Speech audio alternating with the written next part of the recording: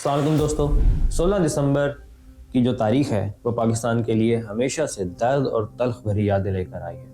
कभी पेशावर अटैक्स की शक्ल में तो कभी सकूत ढाका की शक्ल में। आज तक हमें जो बताया जाता रहा है हिस्ट्री की मेनस्ट्रीम किताबों में, उसको भी मैं गलत कहूँगा। और जो कुछ दिन पहले आवाज़ उठी थी कि शेख मुजीबुर रहमान वाज राइट, मैं चाहता हूँ कि मैं उसके ज़रिए भी आपके कंसेप्ट्स को चैलेंज करूँ ताकि आप भी सोचने पर एक बात तो मुझे। मैं आपको ये कहानी उस इंसान के कलम से लिखी गई सुनाऊंगा जिसने ना सिर्फ इस दर्दनाक वाक़े का करीब से मुशाहिदा किया है बल्कि वो इस तूफ़ान के बीच में रहा भी है हर वक्त। जी हाँ, मैं गुलाम वहीद चौधरी साहब की बात कर रहा हूँ, जो कि एक बंगाली थे और सकूत ढाका के बाद वो बंगाली ही रहे। उन्होंने अपनी किताब the last days of Pakistan के ज़रिए तारीख़ पाकिस्तान के कुछ स्याह तरीन वर्कों पर रोशनी डाली और बहुत से चेहरों पर से पर्दा उठा के रख दिया है जिनको हम आज हीरो मान रहे हैं, जैसे शेख मुजीबुर रहमान। तो आए मेरे साथ ये 2 लाख करने वाली 16 दिसंबर 1971 की दर्दनाक कहानी पर बात करते हैं। तो सबसे पहले द टू नेशन थ्योरी का जो कहते हैं कि एंड हो गया, उसके ऊपर बात करते हैं। बांग्लादेश के बनने से 2 कौमी नजरिए के ताबूत में आखिरी कील भी ठोक दी गई है।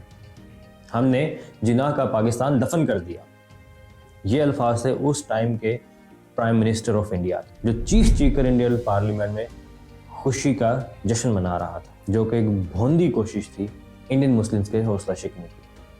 मैं आपको मुस्लिम नेशनलिज्म और बंगाली सब नेशनलिज्म में फ़र्क बताता हूँ। मुस्लिम नेशनलिज्म की इंडिया में 600 साल पुरानी लेगेसी है और ये नस्ल, ज़ुबान, मज़हब और जियोग्राफिकल मुहर्रिकात थे जो हिंदुस्तानी मुसलमान को हिंदू से अलग करते। डॉक्टर अम्बेडकर ने इसको यूँ बयान किया है कि आ पास्ट ऑफ म्यूचुअल डिस्ट्रक्शन। यही 2 कौमी नज़रिए की असास है कि मुसलमानों की आइडेंटिटी हिंदुओं से अलग है, ज़ात पात, नस्ल, शक्ल, अकल सब की बुनियाद पर।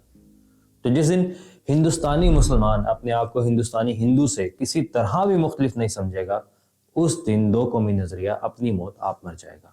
क्योंकि आपको याद होगा कि कायद आज़म ने कहा था कि ये नज़रिया शुरू ही तब होता है जब हिंदुस्तान में पहला मुसलमान आया, और यकीनन ख़त्म भी तब भी होगा जब हिंदुस्तान में आखिरी मुसलमान मरेगा। फिर वो मुसलमान एक सेंट्रल कंट्रोल के अंदर रहें या 2 के अंदर रहें या हज़ारों ममालिक के अंदर बट के रहें, 2 कौमी नज़रिए को कोई फ़र्क नहीं पड़ता। जिन्हें बस ये चाहते थे कि मुसलमानों की वो एक इंडिपेंडेंट आइडेंटिटी बरकरार रखें किसी भी तरह, hence demand of a separate state. अब बताता हूँ कि बंगाली सब नेशनलिज्म क्या है। बंगाली सब नेशनलिज्म की बात करें तो ये प्योरली इंटरनल पॉलिटिकल डेवलपमेंट थी और फिर इसको हवा देने के लिए इंडिया आ गया बीच में, तो बात कहीं की कहीं से निकल गई। जिन्ना साहब ने 1946 के इलेक्शन से पहले क्लियर कट बता दिया था कि उनकी एस्पिरेशंस क्या हैं, वो अगर इलेक्शन जीते तो उनकी डिमांड्स क्या होंगी। जबकि मुजीब आखिरी दिन तक कहता रहा कि वो मुल्क के साथ वफादार है और मुल्क तोड़ने का तो वो सोच भी नहीं सकता। और इलेक्शंस में विक्ट्री के फौरन बाद मुझे याद है कि जो उसने नारा लगाया था वापसी बांग्लादेश जाकर के हर घर को तोपखाना बना दो, और 15 मार्च 1971 को याहिया को स्टेट गेस्ट ऑफ बांग्लादेश के तौर पर रिसीव किया उसने। लेकिन ऐसा नहीं है कि मामलात हवा में हो गए। डेफिनेटली बहुत सी वजूहात थी जो मुजीब को भी इस पॉइंट तक लेकर आई, जो कि मैं एक एक करके आपको बताता हूँ। सबसे पहला गलत कदम, कंप्रोमाइज्ड मेजॉरिटी। पता नहीं क्या सोचकर उस वक्त की काबीना ने the law of parity introduce करवा दिया था, जिसने पेपर पर तो स्टेबल कर दिया चीज़ों को, लेकिन लोगों को इमोशनली चार्ज कर दिया और बंगालियों के दिल में ये बात बिठा दी कि उनकी मेजॉरिटी को एक्सेप्ट नहीं किया जा रहा। दूसरा गलत कदम, पॉलिटिकल एंड ब्यूरोक्रेटिक डोमिनेंस। जब पाकिस्तान आज़ाद हुआ तो सिविल ब्यूरोक्रेसी जो कि पाकिस्तान के हिस्से में आई थी, उसमें सिर्फ एक बंगाली ऑफिसर था।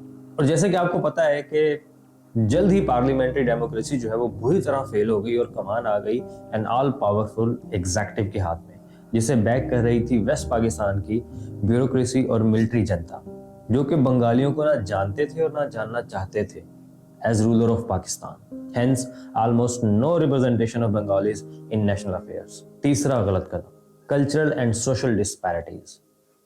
वेस्ट पाकिस्तानी ऑफिसर्स जो है वो ब्रिटिश ट्रेंड थे और वो बंगालियों को इस काबिल नहीं समझते थे कि उनको डिसीजन मेकिंग में कोई हिस्सा दें, मगर वो ये बात भूल रहे थे कि बंगाली अब आज़ाद थे और ये छोटी सोच बड़ा नुकसान करवा देगी।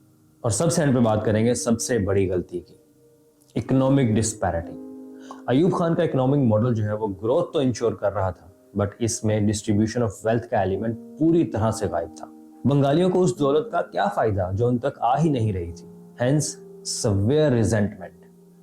1969 और 17 के दौर में waste Pakistan per capita income जो है It was 61% more than East Pakistan. इसने गल्फ क्रिएट कर दिया हर तरह का। और वो मशहूर जुमला मुजीबुर रहमान का मुझे इस्लामाबाद की सड़कों से पटसन की बू आती है किसी हद तक ठीक था। इन डिस्पैरिटीज को वाइडन करने का काम 1965 की जंग ने भी किया, जो कि बहुत ही अजीब थी क्योंकि लड़ाई हमारी इंडिया से थी लेकिन हार हम बंगालियों से। खैर, जैसे हर अरूज को जवाल है तो अयूब का भी जवाल आया, मगर काश वो जाते जाते ही कोई अकल का काम कर जाते। लेकिन उन्होंने एक और डिक्टेटर को ही इस काबिल समझा कि मुल्क की भाग दौड़ संभाले, किसी सिविलियन को फिर भी इस काबिल नहीं समझा और 1969 में काम याहिया के हवाले करके जनाब चलते बने कि मैं सियासत में आइंदा हिस्सा नहीं लूंगा। तो अब बात कर लेते हैं याहिया खान की लीडरशिप की। याहिया खान ने पावर सीज की थी एक डिक्टेटर से। शेख मुजीबुर रहमान के 6 पॉइंट्स आ चुके थे जिनका जिक्र अभी कुछ देर में मैं करता हूँ। याहिया को मालूम था कि बंगालियों के लिए कुछ करना पड़ेगा क्योंकि वो बहुत ज़्यादा गुस्से में थे। याहिया ने खुद भी मीटिंग्स की पॉलिटिशियन से। मुजीब का करैक्टर जो है वो याहिया को समझ नहीं आ रहा था। उसके मुतालिक जितनी रिपोर्ट्स आ रही थी वो सारी एक दूसरे से कंट्राडिक्ट कर रही थी। तो याहिया ने डिसाइड किया कि वो मुजीब के बारे में अपनी इंट्यूशन के ऊपर ट्रस्ट करेगा और मुजीब याहिया के सामने सिर्फ जी हुजूरी करता था, जिससे याहिया को ये फील हुआ कि ये तो कोई थ्रेट नहीं महसूस हो रहा। फिर मुजीब ये भी कहता था कि मेरे 6 पॉइंट्स कुरान थोड़ी हैं हुजूर, चेंज कर देंगे आप, एक बार इलेक्शन तो करवाएं।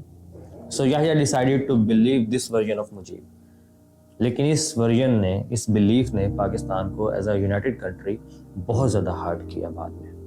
1962 का कॉन्स्टिट्यूशन एब्रोगेट हो चुका था और अब कोई कानूनी डॉक्यूमेंट नहीं था जिसके तहत इलेक्शंस होते, लिहाजा 4 प्रपोजल्स पेश किए गए 28 नवंबर 1969 को।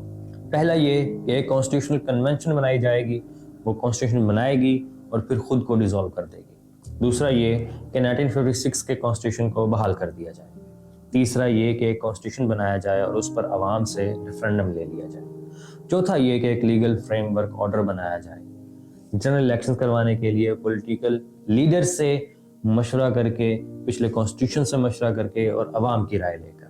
चौथा मशवरा जो था LFO वाला, उस पर खुदा खुदा कर सब राजी हुए, मगर कुछ शराइत पर कि शेख मुजीबुर रहमान जो है अपने 6 पॉइंट्स मॉडिफाई करेगा और सक्सेशन की तरफ नहीं जाएगा। वेस्ट पाकिस्तान के इंडस्ट्रियलिस्ट और पॉलिटिशियंस कंप्रोमाइज करेंगे और इन्वेस्ट करेंगे ईस्ट पाकिस्तान में भी। मिलिट्री जनता जो है वो सारी पावर छोड़ देगी जिस भी सूरत में, लिमिटेड या क्वालिफाइड की सूरत में उन्होंने 1958 से एक्वायर की थी अभी तक। ये एक डिक्टेटर कह रहा था। इसके साथ साथ याहिया ने आते ही 3 इक़दाम किए। पहला, बंगालियों की रिप्रेजेंटेशन बढ़ा दी ब्यूरोक्रेसी और आर्म्ड फोर्सेस में। दूसरा ये कि बंगालियों के लिए प्रेफर्ड कोटा इंट्रोड्यूस करवाया गया। बंगालियों को सीनियर पोस्ट्स के लिए आउट ऑफ टर्न प्रेफर किया गया। तीसरा ये कि लॉ ऑफ पैरिटी को खत्म किया और जनरल इलेक्शंस का वादा किया बंगालियों से। लेकिन शायद बंगाली अब इतने डर गए थे कि किसी भी किस्म की दाद रसी उनको मुतमिन नहीं कर रही थी और उनके दिल में डर बैठ गया था कि अब हालात तभी बदलेंगे जब वो खुद हुकूमत में आएंगे। इसलिए उनकी हर कोशिश अब बस इलेक्शंस की तरफ थी। याहिया का LFO जो है वो सिंपली शेख मुजीबुर रहमान के 6 पॉइंट्स को निगेट कर रहा था या उनको काउंटर कर रहा था। उनके खिलाफ एक डिफेंस था कि पाकिस्तान की आइडियोलॉजी को नहीं चेंज किया जाएगा, जमहूरी कॉन्स्टिट्यूशन बनाया जाएगा, फ्री इलेक्शंस इंश्योर करवाए जाएंगे, पाकिस्तान की सालमियत को या तोड़ने को या कमज़ोर करने पर किसी किस्म की लेजिस्लेशन नहीं की जाएगी, इकोनॉमिक डिस्पैरिटी को कम किया जाएगा, फेडरेटिंग यूनिट्स जो हैं उनको मैक्सिमम ऑटोनॉमी दी जाएगी और सेंटर की मुदाखलत कम से कम होगी। शेख मुजीबुर रहमान के जो 6 पॉइंट्स हैं वो ये हैं, ये आप पढ़ लें। खैर दोस्तों, फिर इलेक्शंस की बात आती है। सारा साल पूरे मुल्क में कैंपेन्स करते हैं लोग। मुजीब ने बंगाल में सबको बदमाशी करके दबा दिया कि any other party in Bengal will be considered anti Bengal, जो अवामी पार्टी के अगेंस्ट कैंपेन करेगी। फिर आफात ने भी बंगाल का रास्ता देख लिया था। अगस्त में फ्लड्स आते हैं, नवंबर में साइक्लोन आता है और फूड शॉर्टेज का ख़तरा जो है वो मंडलाने लग जाता है सर के ऊपर। तो ऐसे में मुजीब और बंगाली कहते हैं कि फूड बिफोर वॉट। लेकिन याहिया इतना फेडअप हो चुका था इस सब से, वो कहता था कि मुझे प्रेसिडेंट बाद में को, मैं पहले जनरल हूँ, मतलब I want to be an army man rather than president of a country. तो वो चाहता था कि इलेक्शंस हों जल्द से जल्द। उसने इसको नहीं ध्यान दिया, उसने कहा दिसंबर में इलेक्शंस होंगे और इलेक्शंस हुए याहिया का कहना था कि if we really wish democracy to flourish in this country, we should allow the democratic ideas to shape well in the country. इसके तहत वो फर्म था कि इलेक्शंस लाजमी होंगे। इलेक्शंस होते हैं, रीजनल पार्टीज जो हैं वो अपनी अपनी जगह पर जीतती हैं और कोई एक पार्टी भी नेशनल रिप्रेजेंटेटिव बनकर नहीं निकलती। अब मुजीब ने भी रंग दिखाना शुरू कर दिए, उसके दांत निकलना शुरू हो गए। उससे इलेक्शंस के बाद अपनी पॉपुलैरिटी का आइडिया हो गया था। दूसरी तरफ भुट्टो ने भी रंग दिखाना शुरू कर दिए। प्रॉब्लम्स सबको मालूम थी, भुट्टो उनका हल जानता था और हल बन भी सकता था, लेकिन वो खामोश रहा। बजाय कोई हल पेश करने के उन्हीं प्रॉब्लम्स को वजह बनाकर उसने अपनी सियासत चमकाई। भुट्टो ने याहिया के मुतालिक कहना शुरू कर दिया कि वो बंगालियों से बेजा मोहब्बत कर रहा है और यहाँ वेस्ट पाकिस्तान का फ्यूचर अनसर्टेन कर रहा है। भुट्टो को भी अपनी पॉपुलैरिटी का आइडिया था।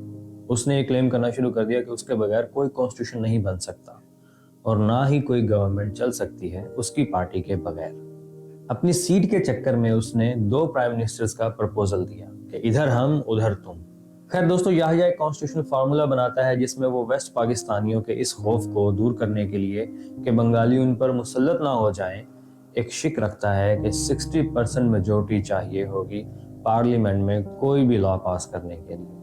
लेकिन फिर अचानक Yahya at the 11th hour उसे रिमूव कर देता है ताकि वो मुजीब को ये श्योरिटी दिला सके कि वो चाहता है कि क्लियर एंड फेयर इलेक्शंस हो और clear and fair transfer of power हो और पाकिस्तान बच जाए। ये सब चल ही रहा होता है कि उधर मुजीब अपने तौर पर एक कॉन्स्टिट्यूशनल ड्राफ्ट बना लेता है। याहिया जब बंगाल गया और उसने मुजीब रहमान से कहा कि मुझे वो ड्राफ्ट दिखाओ, तो मुजीब ने वो दिखाने से टोटली इनकार कर दिया और कहा कि वो सिर्फ असेंबली के फ्लोर पर ही पब्लिक किया जाएगा और वो पाबंद नहीं है कि याहिया को पहले दिखा दे। ये बात जब भुट्टो तक पहुंची तो उसने इसे फुल कैश किया कि हम पर बंगाली कॉन्स्टिट्यूशन जो है वो मुसल्लत होने लगा है और हमें वो दिखाया भी नहीं जा रहा। 3 मार्च को जो असेंबली का इजलास होना था, भुट्टो ने बॉयकॉट कर दिया कि फायदा क्या ऐसी असेंबली में जाने का जहां कॉन्स्टिट्यूशन पहले ही बन चुका होगा और जिसमें 6 पॉइंट्स इनैगुरेट किए हुए होंगे, उसमें हम तमाशा बनने के लिए नहीं जाएंगे। याहिया ने बहुत हाथ पैर मारे कि भुट्टो ज्वाइन कर ले असेंबली का सेशन, लेकिन भुट्टो ने साफ इनकार कर दिया। उसने कहा कि हम पर मुजीब का 22 कॉन्स्टिट्यूशन मुसल्लत करने की कोशिश की जा रही है। याहिया को मजबूरन डेट आगे बढ़ानी पड़ी सेशन की असेंबली के। फिर याहिया 15 मार्च को ढाका जाता है। यहाँ आप शेख मुजीबुर रहमान की एरोगेंस का अंदाजा लगाएं कि वो याहिया को as a state guest of Bangladesh receive करता है 15 मार्च 1971। मुजीब 4 पॉइंट्स एजेंडा देता है कि immediate withdrawal of martial law, the armies return to the barracks, a judicial inquiry into the loss of life caused by armies action, और चौथा transfer of power before the assembly meets. Yahya ने अपना sir पीटा कि तुम लोग assembly में बैठो, लीगल डॉक्यूमेंट फ्रेम करो तो मैं उसके तहत ट्रांसफर करूं पावर को, उससे पहले बगैर किसी डॉक्यूमेंट के पावर को ट्रांसफर कैसे करूं मैं। और फिर अपने 6 पॉइंट्स में तुमने जो इकोनॉमी मांगी है उससे 2 इंडिपेंडेंट इकोनॉमीज बन जाएंगी, एक दूसरे से बिल्कुल सेपरेट। तो वर्ल्ड बैंक जैसे इदारे फेडरेटिंग यूनिट्स को लोन नहीं देते, फेडरेशन को देते हैं लोन। तो ताजुद्दीन जो कि नेक्स्ट इन लाइन था शेख मुजीबुर रहमान के बाद, वो बोला कि we are quite capable of taking care of our economic policies and problems. मतलब कि अब अलहदा ही होंगे हम, हमें तुम्हारी जरूरत नहीं है, हम इलेक्शन जीत गए हैं, हमें भाग दौड़ दो। खैर याहिया वापस आ गया पाकिस्तान और फिर सिविल वॉर शुरू हो जाती है। इसमें इंडिया का जो है कलीदी किरदार है। वहाँ इंडिया ने फुल सपोर्ट किया इस जंग को और ताजुद्दीन ने इंडिया में जाकर गवर्नमेंट इन एग्जाइल बना ली दुनिया को ड्रामा दिखाने के लिए। इसके साथ साथ इंडिया ने मुक्ति वाहिनी को फुल सपोर्ट किया, ट्रेन किया, इन्फिल्ट्रेट कराया बंगाल में, रेडियो पर नगमे चलाए यूनाइटेड बंगाली नेशनलिज्म के वो एक गाना जैसे है कि ऊपर बंगाल ऊपर बंगाल, के इधर का बंगाल उधर का बंगाल सेम सेम, मतलब उनको जोड़ने की बात की कि आओ बगावत करो। पाकिस्तान के एक धड़े से दूसरे धड़े के जाने के लिए जो एयर स्पेस यूज करते थे हम इंडिया की, उसको बैन कर दिया गया। इंडिया के लिए ये अपॉर्चुनिटी ऑफ द सेंचुरी थी अपने नंबर 1 एनिमी को डिस्ट्रॉय करने की, and she availed it without a second thought. ये अल्फाज मेरे नहीं है, ये हैं director of Indian institute of defence studies के। साथ ही इंडियन पार्लियामेंट में ये बहस चल पड़ी कि हमें मुजीबुर रहमान को सपोर्ट करना है because he stood for the values which we ourselves cherish. तो भाई اب खालिस्तान वाले जो हैं वो भी तो उन्हीं वैल्यूज़ के लिए चेरिश कर रहे हैं, उनको सपोर्ट करो ना। Indian PM head of neighbouring government ये कमेंट्स कर रहा है एक ऐसे इंसान के बारे में जो रिबेल लीडर कंसीडर हो रहा है अपने ही नेबरिंग कंट्री में। तो ये है इंडियन लीडरशिप की मोरालिटी। खैर वापस आते हैं 1971 में। सब कुछ हो जाने के बाद रिकन्सिलिएशन जो है वो मुमकिन नज़र नहीं आ रही थी। मुजीब को इंडिया की तरफ से पंपिंग, अवाम में मकबूलियत और याह्या का कंप्रोमाइज़ पागल बना चुका था। वो खुद को बंगालियों का वफादार और खुदा समझ बैठा था, इसलिए पूरे पाकिस्तान का पीएम बनने का उसका कोई इरादा नहीं था। वो चाहता था कि सिर्फ बंगालियों को खुश करें। और दूसरी तरफ भुट्टो ने भी टिका के अपनी सियासत चमकाई, बजाय मुल्क को बचाने के लिए उसने अपनी अना बचाई और असम्बली का सेशन अटेंड करने नहीं गया। ये था द फॉल ऑफ ढाका, एक stark reminder mismanagement, mistrust और मिस्ड अपॉर्चुनिटीज़ का। चलें, तब नहीं कर सके फैसले, लेकिन उनसे सीख तो सकते हैं ना। आने वाले कल के लिए आज के फैसले तो सही कर सकते हैं ना। अब शायद आपको फैसला करने में आसानी हो कि मुजीब गलत था या सही था, और क्या किसी ने कोशिश की थी या नहीं की थी रिकन्सिलिएशन के लिए। अगर आपको मेरी ये वीडियो पसंद आई हो तो लाइक कीजिएगा, शेयर कीजिएगा और सब्सक्राइब भी कीजिएगा, और कमेंट्स में अपने व्यूज़ भी बताइएगा। शुक्रिया।